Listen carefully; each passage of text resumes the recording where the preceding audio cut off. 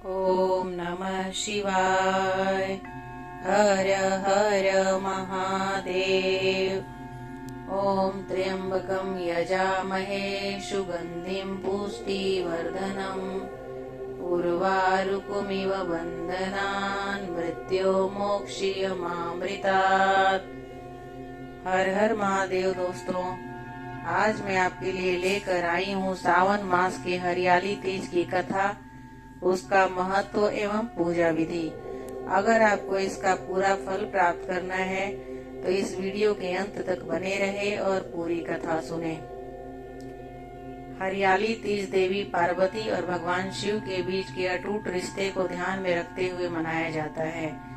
इस दिन 16 श्रृंगार करके माता पार्वती और भगवान शिव की पूजा करने और व्रत रखने से विवाहित महिलाओं को अखंड सौभाग्य का वरदान मिलता है।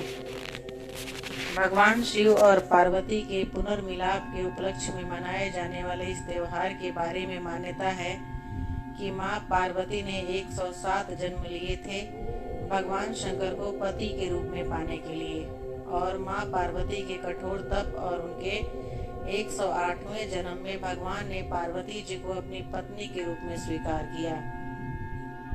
तभी से ऐसी मान्यता है कि इस व्रत को करने से मां पार्वती प्रसन्न होकर पतियों को दीर्घायु होने का आशीर्वाद देती है। तो आइए वीडियो की शुरुआत करते हैं।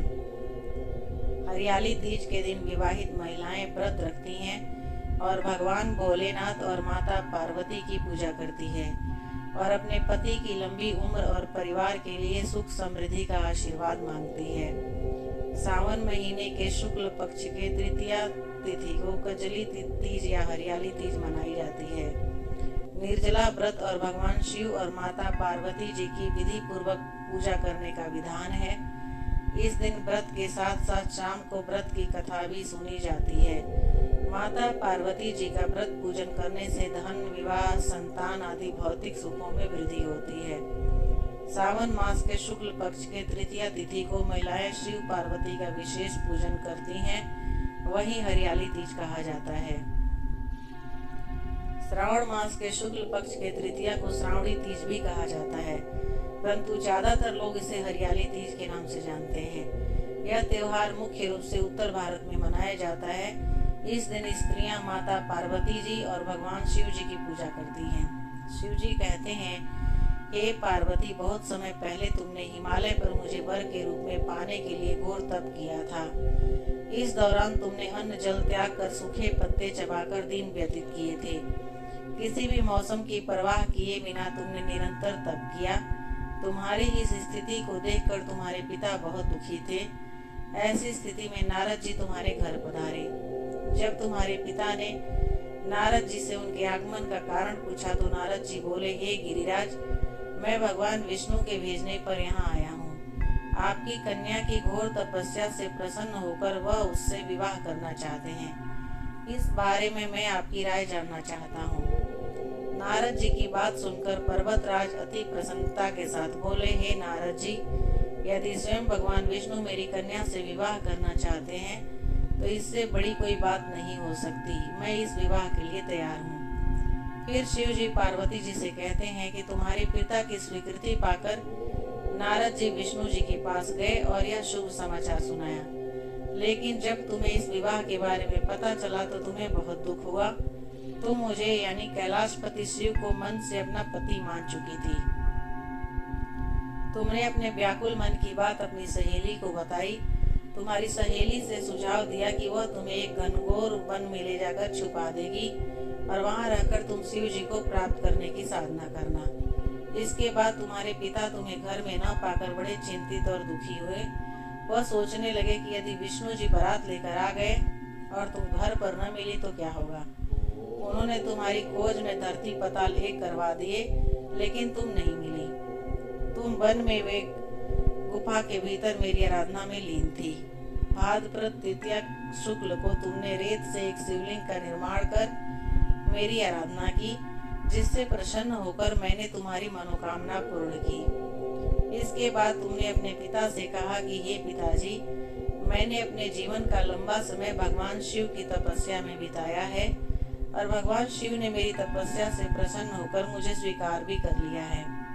अब मैं आपके साथ एक ही शर्त पर चलूंगी कि आप मेरी विवाह भगवान शिव के साथ ही करेंगे।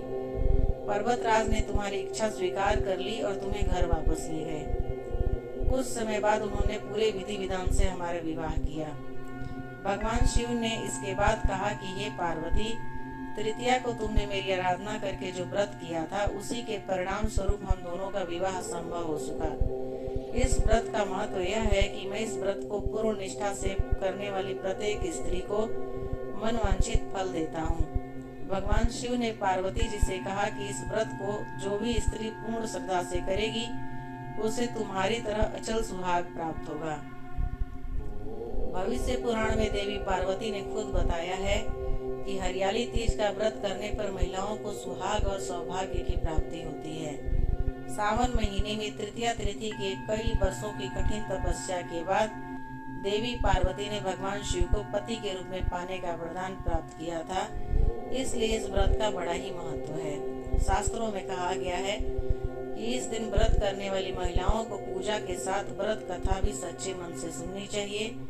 इससे उनकी मनोकामनाएं पूरी होने के योग प्रबल होते हैं। इस दिन सुहागन महिलाओं को सुबह सुबह स्नान आदि से निवृत्त होकर अपने मायके से आई साड़ियां और श्रृंगार के सामान का उपयोग करना चाहिए। इसके बाद शुभ मुहूर्त के अनुसार माता पार्वती और भगवान शिव जी के साथ गणेश भगवान की प्रतिमा स्थापित करना चाहिए। सबसे पहले गणेश जी की पूजा करना चाहिए। इसके बाद माता पार्वती को 16 श्रृंगार के सामग्री के साथ साड़ी, अक्षत, दीप, धूप, गंध आदि अर्पित करना चाहिए। इसके बाद भगवान शिव जी को भांग, धतूरा, श्वेत फूल, बेलपत्र, धूप और गंध आदि अर्पित करना चाहिए। हरियाली तीज की कथा सुनने के बाद तीनों लोगों की आरती करना चाहिए। अंत में सभी भक्त जनों में प्रसाद और पंचामृत का वितरण करना चाहिए। हरियाली तीज व्रत में शुद्ध मिट्टी, पीले रंग का कपड़ा, केले के पत्ता, बेलपत्र, शमी के पत्ते, धतूरा, आंकड़े के पत्ते, तुलसी, श्रीफल, कलश, अबीर, चंदन, तेल और घी, कपूर, जनेऊ, धागा, चटा, नारियल, चुनरी और साड़ी आवश्यक है। इसके अलावा माता पार्वती के श्रृंगार में चूड़ियां, महावर, नथ, कुमकुम, सिंदूर, बिंदी, मेहंदी, बिछुआ, कंघी, नेल पॉलिश आदि सामग्री चाहिए होता है। पंचामृत के लिए दही, चीनी, शहद, दूध आदि सामग्री होना चाहिए। हरियाली तीज के दिन सुहागिन महिलाएं अपने हाथों में मेहंदी रचाकर झूलों पर सावन का आनंद मनाती है, क्योंकि इस सम प्रकृति की धरती पर चारों ओर हरियाली की चादर बिछी होती है।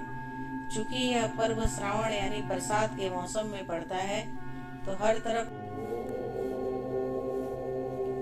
महिलाएं अखंड सौभाग्य की कामना के साथ इस व्रत को रखती हैं, जबकि कुंवारी युवतियां जल्द विवाह के लिए ये व्रत रखती हैं। मान्यता है कि इस व्रत से विवाह के योग जल्दी बनते हैं। माना जाता है कि हरियाली तीज के दिन माता पार्वती और शिव जी की आराधना सच्चे मन से करने से कामना जरूर पूरी होती है। अगर आप भी हरियाली तीज का व्रत रख रहे हैं तो इस व्रत कथा को जरूर सुने, क्योंकि हरियाली तीज व्रत कथा के बिना व्रत पूरा नहीं माना जाता है। तो दोस्तों, हरियाली तीज की व्रत कथा, उसका महत्व और पूजा विधि आपको कैसी लगी मुझे कमेंट करके जरूर बताइएगा। अगर आपको मेरी वीडियो अच्छी लगी और अगर आप मेरे चैनल पे नए हैं और अभी तक सब्सक्राइब नहीं किया है तो मेरे चैनल को जरूर सब्सक्राइब कर लीजिए, ताकि मैं जब भी कोई और कथा डालूं आपके पास नोटिफिकेशन जाए और आप मेरी वीडियो